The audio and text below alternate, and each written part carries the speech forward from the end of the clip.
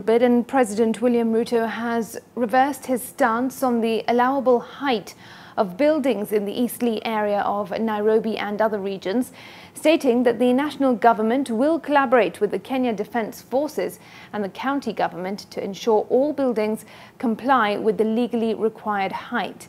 The president had recently granted developers in the area permission to construct buildings up to 30 stories high in order to meet the country's housing needs.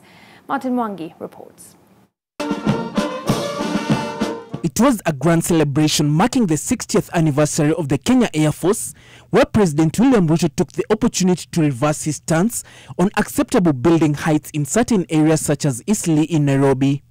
The president said the government will collaborate with the Kenya Defence Forces and the county government to ensure the legal standards are met, contrary to his position last month, where he allowed constructions to continue up to 30 stories high.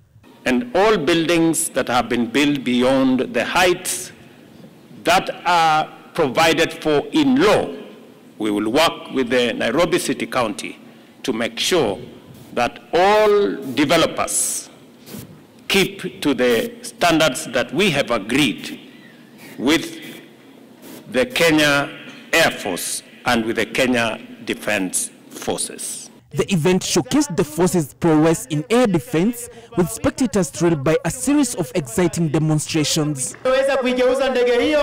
Pilots displayed skill, agility, and the power of various types of aircraft in the sky. President William Ruto promised to ensure that at least 200 pilots are trained every year to enhance the force's capabilities. The military command in Kenya, the Kenya Air Force, have promised me that they have the capabilities, and I will also commit that my administration will support the Kenya Air Force to train a minimum of 200 pilots every year. Simulated combat scenarios added a touch of realism to the event, including ground attacks and search and rescue operations. The crowd was also captivated by helicopter displays and parachute jumps, highlighting the bravery of the soldiers. Kenya Air Force also took the opportunity to recognize its first commander, Major General retired Dedan Gishuru, and the former Chief of Defence Forces, the late General Francis Ogola, who died in a helicopter crash in April.